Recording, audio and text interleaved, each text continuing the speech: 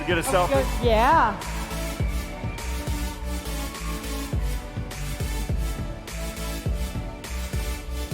Awesome. Awesome. Thank you.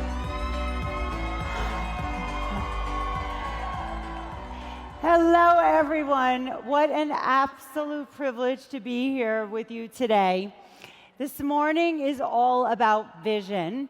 And of course, vision is something so much more than what we see for our futures. It's something that we feel in our hearts and at our core.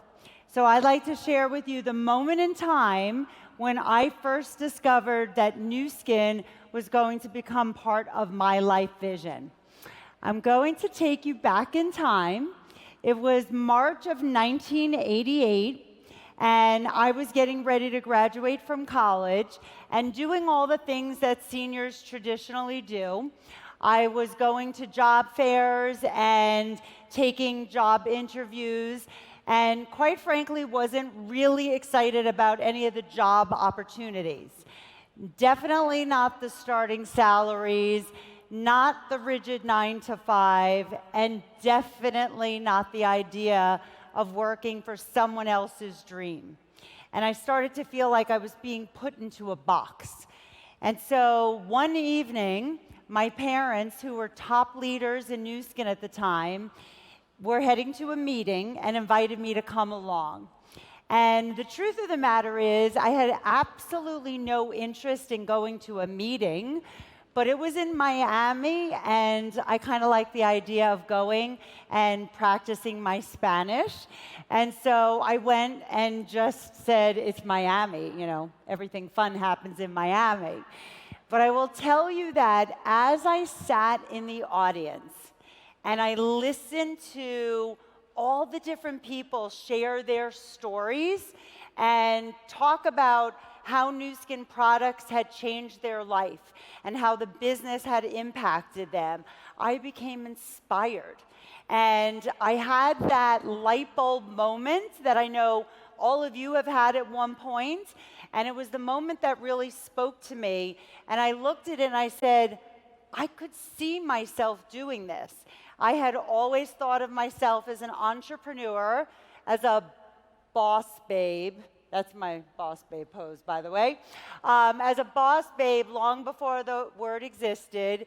And I left that meeting very inspired, and I came home and I said to my parents very confidently, I decided what I want to do for my life's career. I want to be a Nu Skin distributor. And with that, that was it. My decision was made, and very quickly after that, oh, by the way, that was a photo of me at that meeting. I put Nu Skin on my graduation cap and never looked back.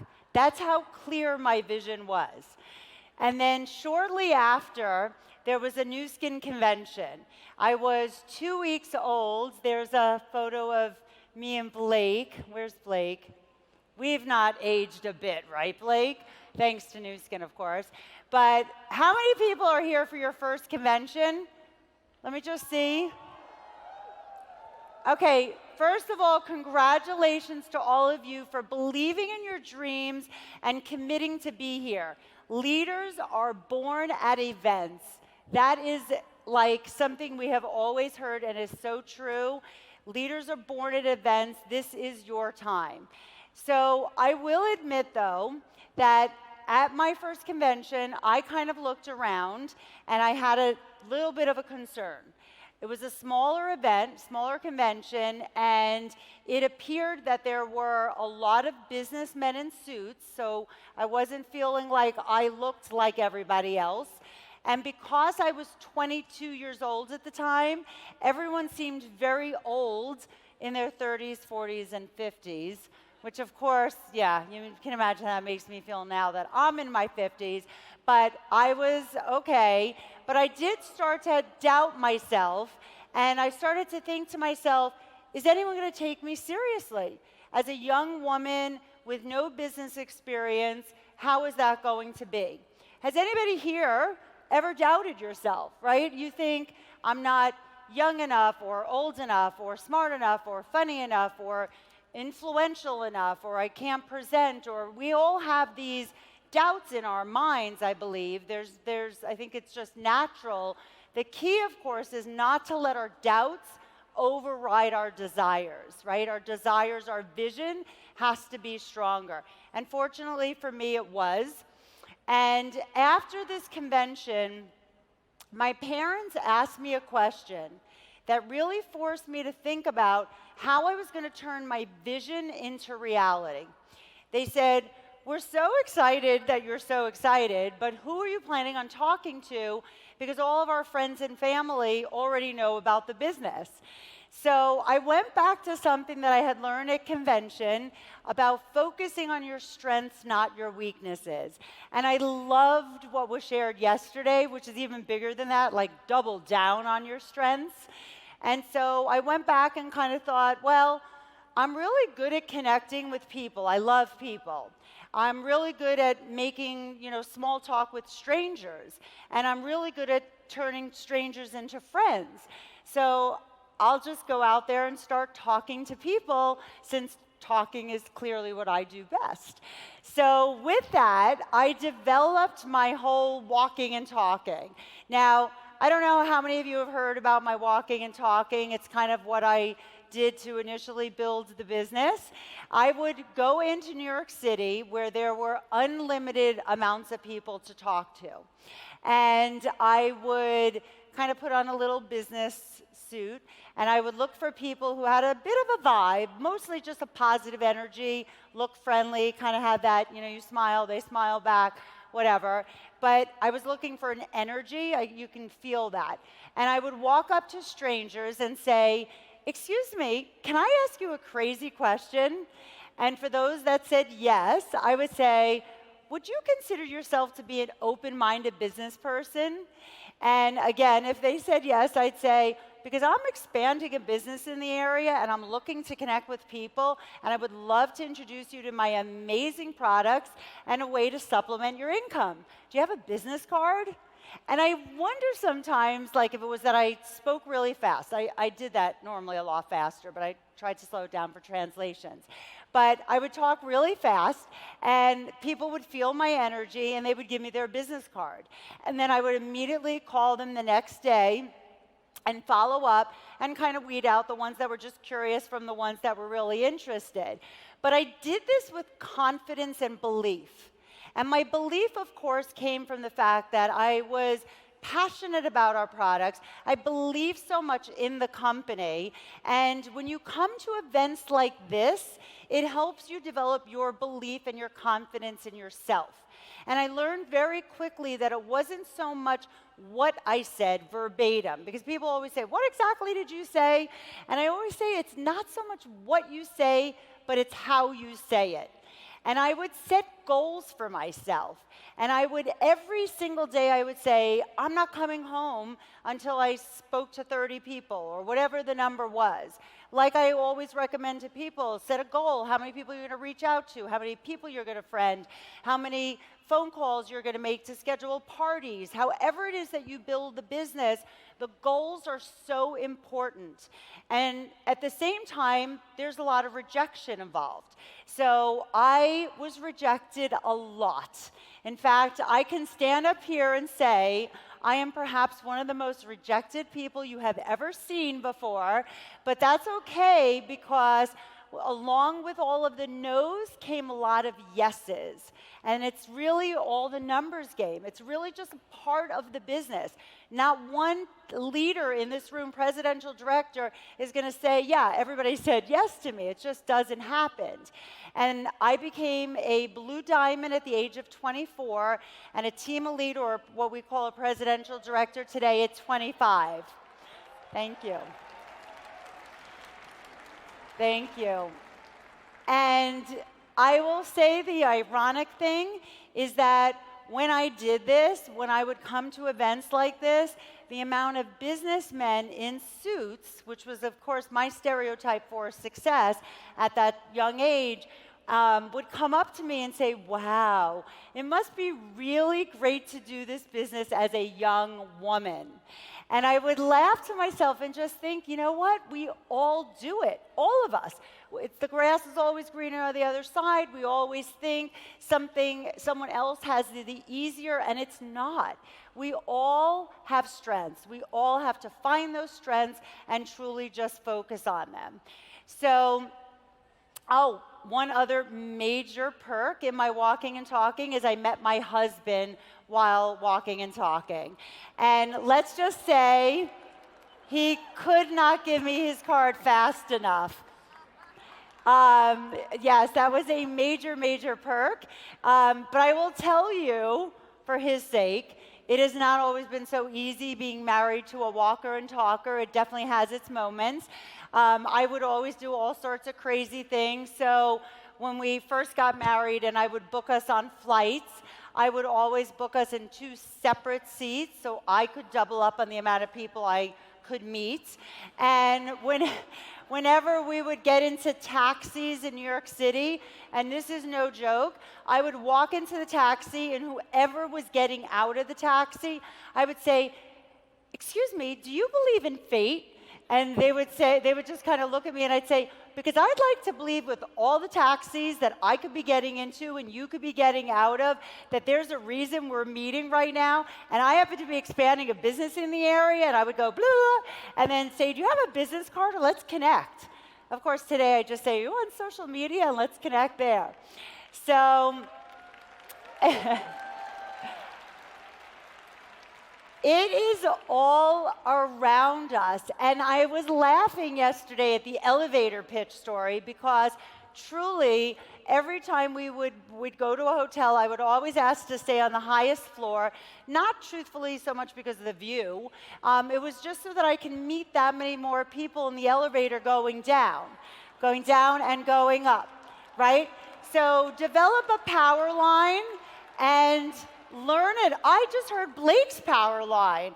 That was amazing. You delivered a power line on stage about helping people, and you want to learn about changing lives and a business. I mean, that was beautiful. We need Blake's just like one of us. So it was pretty amazing. And I will tell you, many, many, many of our evenings with my husband would begin with something like this: "Honey, could we please just have a night with no prospecting tonight, no strangers, just me and you?" Can anybody else relate to that? Okay, so who are my walker and talkers? Who are the people that love recruiting, prospecting, talking about our products and our business wherever you go? Love it. Now, I realize that straight out walking and talking may not be for everyone, but certainly connecting with people and making small talk and making friends wherever you go, whether it's in Starbucks or online at a bank or wherever you are, talking about weather or books or whatever the thing in common, it is a great way to open your doors to meet new people. And social media, to me, is the new walking and talking. There are literally unlimited amounts of people you can connect with and you can meet on social media. How many people are using social media just as a way of opening up your doors and of communication to new people, right? It's everywhere. And just remember this, though, at the end of the day, as you are sending out friend requests and joining groups and hashtagging photos, people are going to come to your social media platforms and they are going to check you out. And just remember, you are your brand. And once you post something, it is there. So just make sure it's congruent with how you want to represent yourself, your values, your integrity, because really and truly, people have to like you in order to want to do business with you and in order to want to try your products and buy from you. And I really just believe that for everyone, you just have to find that perfect balance between where high tech and high touch meet, and everyone's going to have a different combination in the way you go about and build the business. Something else I learned right from the very beginning, which helped me immensely, and it has been talked about by a lot of speakers, was to start with the end in mind.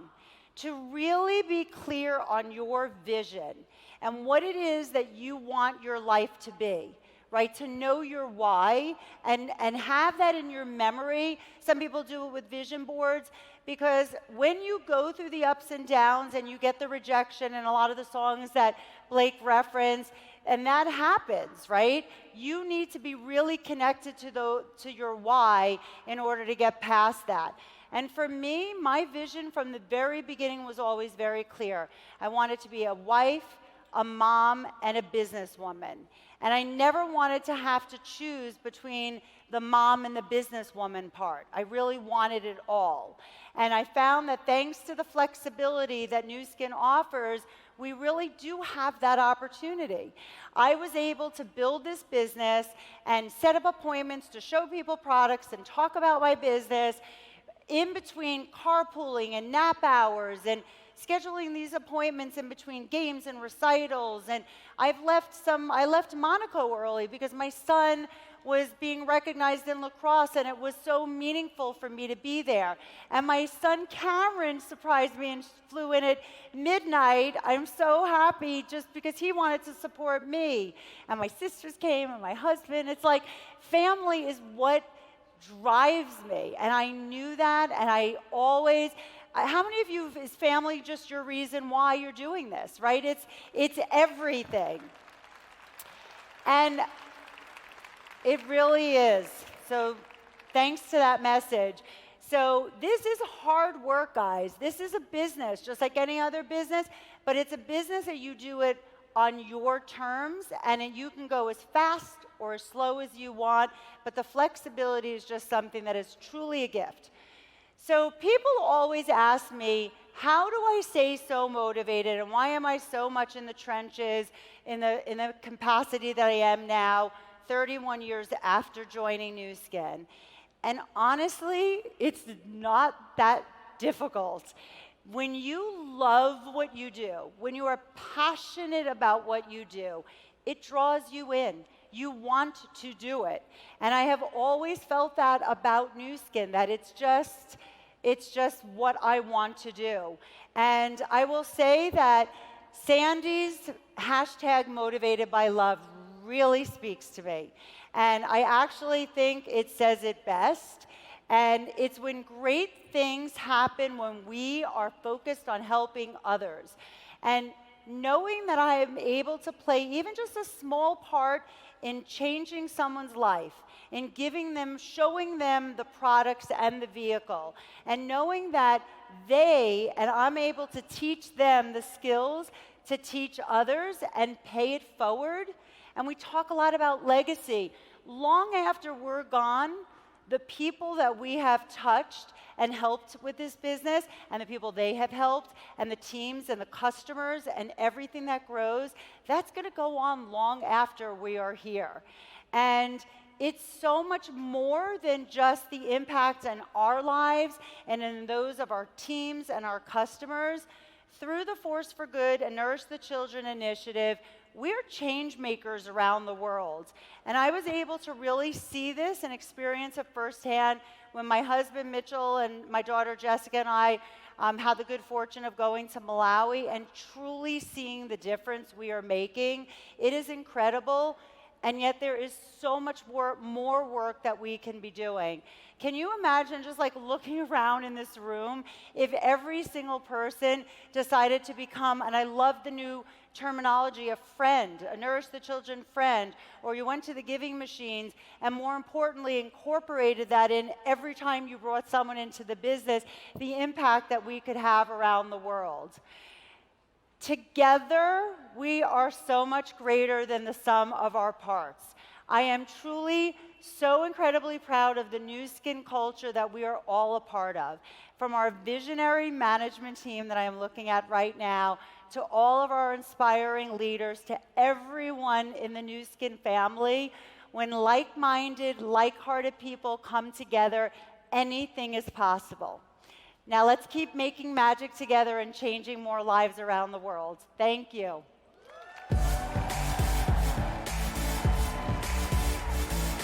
Please welcome